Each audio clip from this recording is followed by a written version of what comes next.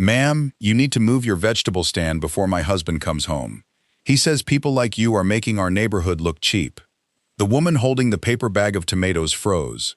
For a moment, she simply stared at the elegant white woman standing in front of her, dressed in a cream-colored coat and expensive boots.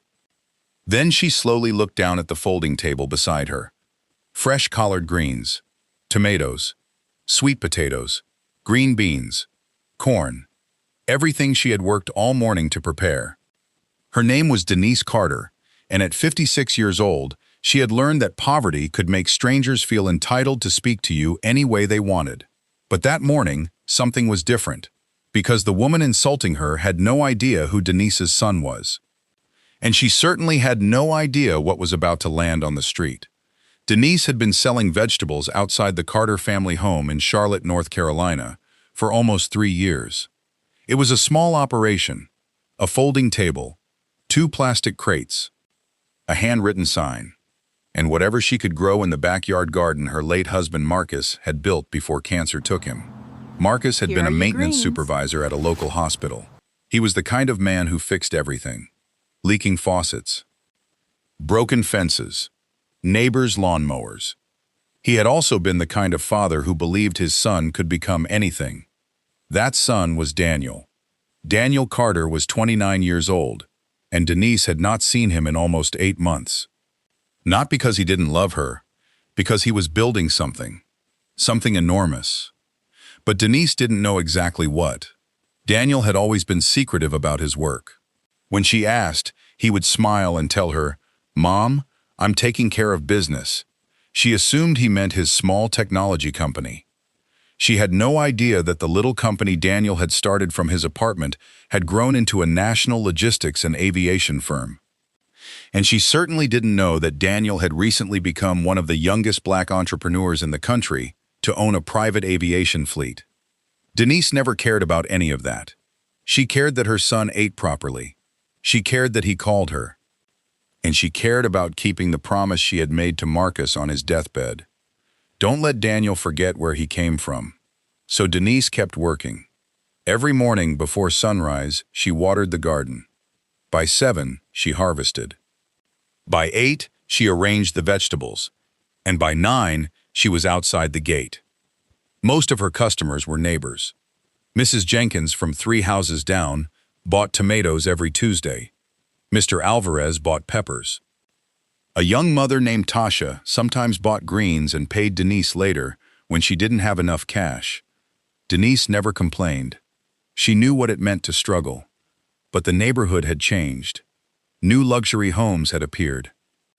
Cars worth more than houses lined the streets. And some of the new residents did not like seeing Denise's folding table outside her modest brick house. The worst of them was Vanessa Whitmore. Vanessa was 43, tall, polished, and always perfectly dressed. Her husband, Richard, owned several commercial properties and had recently purchased the mansion directly across from Denise. Vanessa believed the neighborhood belonged to people like her now, and she had decided Denise was a problem. The first complaint came in writing. Then came another. Then the Homeowners Association sent Denise a notice claiming her vegetable stand violated neighborhood regulations. Denise read the letter 3 times. She could barely believe it. She had lived there for 26 years. Her husband had helped build several of the homes around them. Yet suddenly, the little table where she sold tomatoes was considered an eyesore. She took the notice to the association meeting. Vanessa was already there. So was Richard. He sat at the front of the room in a navy suit, barely looking at Denise. "We're not trying to hurt anyone," he said. "We're simply trying to preserve the character of the community." Denise folded her hands. "What character?" The room became quiet. Richard looked at her. "The community has become more upscale." Denise nodded slowly. "And my tomatoes changed that?" A few people looked away. Vanessa crossed her arms. "It isn't personal." Denise almost laughed. People always say that right before they make something very personal. The association eventually gave Denise 30 days to remove the stand. She went home that night and sat at her kitchen table. Marcus's old coffee mug was still on the shelf. She touched it gently. "I wish you were here," she whispered. The next morning, she opened the stand anyway. Because Denise had bills. She had property taxes. She had groceries. And she had dignity. She wasn't going to let anyone convince her that honest work was something to be ashamed of. Then, one Saturday morning, Vanessa came outside carrying a large envelope. "You have until Monday," she said. Denise looked up. "Until Monday for what?" "To remove everything." "Why?" The association voted. Denise stood. "You can't just throw me out." Vanessa smiled coldly. "I can make sure the right people understand that you're refusing to cooperate." Denise's fingers tightened around the edge of the table. "I'm not refusing to cooperate. I'm asking for fairness." Vanessa leaned closer. "Fairness doesn't pay your property taxes." Denise's eyes hardened. "No, work does." Vanessa walked away. Denise watched her go. She wanted to cry, but she didn't. She had cried enough after Marcus died. She had cried when Daniel moved away. She had cried when the electricity was shut off for 2 days because she couldn't pay the bill on time. She had cried in private, but she had learned something. Tears could wash your face. They couldn't build your future. So she wiped her eyes, picked up a basket of tomatoes, and continued selling. That afternoon, a little girl named Mia approached the table with $3 in her hand. "Can I get some strawberries?" Denise smiled. "Of course." The girl counted her money. "I only have $3. "That's enough." Denise filled a small container. Mia smiled. "Thank you." Denise watched her run home. Then she noticed something on the ground. A small black envelope. It had fallen from the pocket of Vanessa's coat earlier that morning. Denise picked it up. She almost threw it away. Then she saw her own name printed on the front. Denise Carter Property Documents. Her heart stopped. She opened it. Inside was a copy of an old property survey. And another document. Denise read the first page. Then the second. Her face changed. The land where her house stood had originally belonged to Marcus's grandfather. According to the document, a portion of the property had been transferred decades earlier for the construction of a community garden. But the transfer had conditions. One of those conditions stated that the land could not be commercially redeveloped without approval from the original property holder's family. Denise stared at the signature. Marcus Carter Sr., her husband's grandfather, and the current property records showed something strange. Someone had attempted to alter the boundary lines. Denise immediately called the county office. The answer she received made her stomach twist. "There appears to be a pending development application connected to your property." "Who filed it?" The clerk hesitated. "A company called Whitmore Development Group." Denise slowly lowered the phone. "Vanessa, this wasn't about vegetables. It had never been about vegetables." The next morning, Denise confronted Richard. "You're trying to take my property." Richard looked genuinely surprised. Then his expression hardened. "Be careful with accusations. I saw the documents. You don't understand what you're looking at. Then explain it." Richard stepped closer. "Your husband signed agreements years ago. My husband is dead. And that's exactly why you should be practical." Denise's face went still. Richard lowered his voice. "Sell the property. Take the money, move somewhere comfortable." "How much?" He named a figure. Denise almost gasped. It was far more money than she had ever seen in one place. For a second, she imagined paying every bill. Buying a small house. Never standing outside in the heat again. Then she remembered Marcus. And Daniel. "No." Richard blinked. "You're making a mistake." "No," Denise said quietly. "I'm making a choice." Richard's jaw tightened. "You don't know who you're fighting." Denise looked him directly in the eyes. "Neither do you." That night, Denise finally called Daniel. He answered on the second ring. "Mom? Daniel? Where are you?" There was a pause. "I'm out of town. I need you to come home." His voice changed immediately. "Are you okay?" "Yes." "Did someone hurt you?" "No." "Then what happened?" Denise looked toward the window. "I found something about Dad's property." Daniel went silent. "Mom," he said carefully, "what exactly did you find?" She told him. When she finished, there was another long silence. Then Daniel said, "Don't sign anything. I wasn't planning to. And don't talk to Richard alone again." Daniel, "Mom, please." She frowned. "Why are you talking like you already know about this?" Daniel exhaled. "Because I do." Denise froze. "What do you mean?" "I've been investigating that development company for months." Her heart began pounding. "Why?" "Because they're connected to a company that tried to buy one of my warehouses." Denise sat down. Daniel continued, "Mom, I was planning to tell you everything when I came home." "When?" "Tomorrow." She laughed nervously. "You're coming home tomorrow?" "Yes." "What time?" "You'll know." The next morning, Denise woke before dawn. She made coffee. She harvested vegetables. And she opened her stand. She kept looking toward the sky. By 10 o'clock, nothing. By 11, still nothing. Then Vanessa arrived.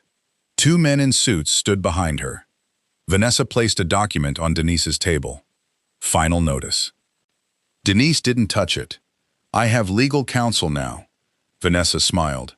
"You can't afford legal counsel." Denise looked up. "You don't know what I can afford." Vanessa laughed. "You sell vegetables from a folding table." Denise slowly stood. "And you still haven't figured out that the table isn't the measure of the woman standing behind it." For the first time, Vanessa looked uncomfortable. Then she heard something. A low rumble. Everyone looked toward the sky. The sound grew louder. People stepped out of their houses. Cars stopped. A flock of birds scattered from the trees. Then a black helicopter appeared above the neighborhood. It circled once, twice, and began descending toward the large grassy field at the end of the street. Vanessa's face went pale. Richard came running out of his house. The helicopter touched down. The door opened. A tall black man in a dark tailored suit stepped out. Daniel Carter. He walked toward his mother. Denise covered her mouth. "You said tomorrow." Daniel smiled. "I changed my mind." He hugged her tightly. For several seconds, Denise simply held him. Then she pulled back. "Why did you come in that?" Daniel looked toward the helicopter. "Because my car wouldn't make the statement I needed." Denise laughed through her tears.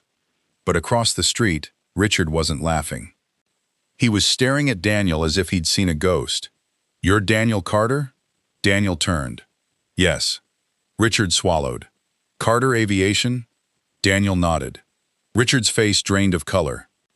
The company had recently become one of the largest private logistics firms in the region. Richard had tried to buy into it. He had been rejected. Now he understood why. Daniel had been investigating him. Daniel walked toward Richard. "My mother told me about the property." Richard straightened. "This is a private matter." "No," Daniel replied. "It's a family matter." Vanessa stepped forward. "You can't intimidate us." Daniel looked at her calmly. "I'm not here to intimidate anyone." He handed her a folder. "I'm here to stop you." Vanessa opened it. Her eyes moved across the pages. Her expression changed. Inside were property records, emails, financial transfers, and copies of communications between Whitmore Development Group and the company that had attempted to alter Denise's property boundaries. But there was more. Daniel had uncovered payments made to an employee who had illegally modified county records. Richard stared at the documents. "This is impossible." Daniel's voice remained calm. "No, what's impossible is that you thought my mother wouldn't fight back." Vanessa looked at Denise. "You knew?" Denise shook her head. "No." Daniel placed a hand on his mother's shoulder. "She didn't need to know everything." Richard suddenly looked frightened. "Listen, Mr. Carter." "Daniel." "Yes, Daniel. We can work something out." Daniel's expression hardened. "You offered my mother money for her home. I was trying to help." "You called her neighborhood trash." Richard looked at Vanessa. Daniel continued. "You threatened a woman who was standing outside her own house, selling vegetables she grew herself." He paused. "And you made one mistake." Richard stared at him. What mistake? You assumed she was alone. The neighborhood had gone completely silent. Then Denise stepped forward. Daniel. He turned. She touched his arm. Don't become cruel just because they were. Daniel looked at his mother. Something softened in his face. She continued. Make them answer for what they did. But don't destroy people just because you can. Daniel nodded slowly. That was the moment everyone understood where his strength came from. Not the helicopter. Not the money. Not the company. His mother. Daniel's attorneys filed the evidence with the county. The development application was suspended. An investigation followed. The employee who altered the property records eventually admitted what he had done. Richard's development company faced lawsuits, financial penalties, and criminal investigation. Vanessa publicly apologized at the neighborhood association meeting. She stood at the same table where Denise had once been humiliated. I was wrong, she said. Denise listened quietly. Vanessa continued.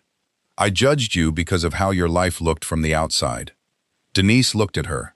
That was never your right. I am truly sorry. Vanessa nodded. I acted without any respect. Denise could have destroyed her. She had every opportunity. Instead, she said something Vanessa never expected. I accept your apology. Vanessa looked relieved. But forgiveness doesn't erase consequences. Vanessa lowered her eyes. I understand. The association changed its rules. Denise's vegetable stand became a registered neighborhood farm market, and something unexpected happened. People started coming, not just for vegetables. They came for Denise. She began teaching children how to plant tomatoes. She gave cooking lessons. She donated produce to a local food pantry. Eventually, Daniel helped her turn the backyard garden into a small community-supported farm. He even built a simple greenhouse behind the house. One evening, months later, Denise stood in the garden beside her son. The sun was setting. The greenhouse glowed softly behind them. Daniel looked at the old folding table. You know, he said, we could replace this. Denise smiled. With what? A better one. She shook her head. No. Why? Because this table reminds me. Of what? Denise looked at him. That I built something with my own hands when nobody was watching. Daniel smiled. You built more than a garden, Mom. She reached up and touched his cheek. Your father would be proud of you. Daniel looked down. I wish he could have seen this. Denise nodded. He did. Daniel looked at her.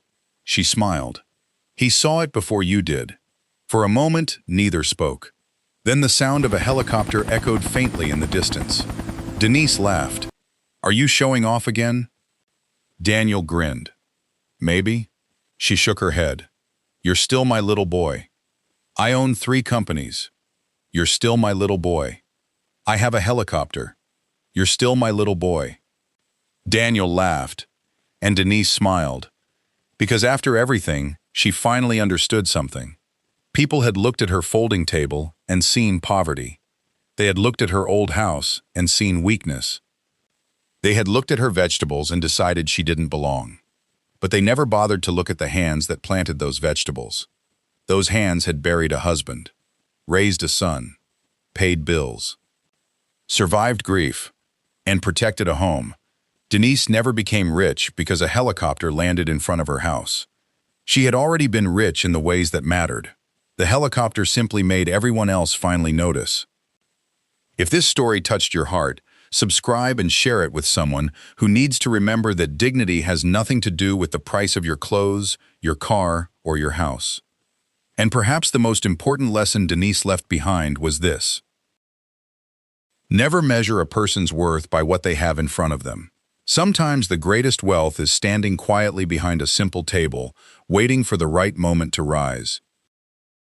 Years later, whenever someone asked Denise about the day her son arrived in a private helicopter, she would smile. Then she would point toward the old folding table. That's not the day my life changed, she would say. The day my life changed was the day I decided I wasn't going to let someone else tell me what I was worth. And that was the truth. Because money can open gates.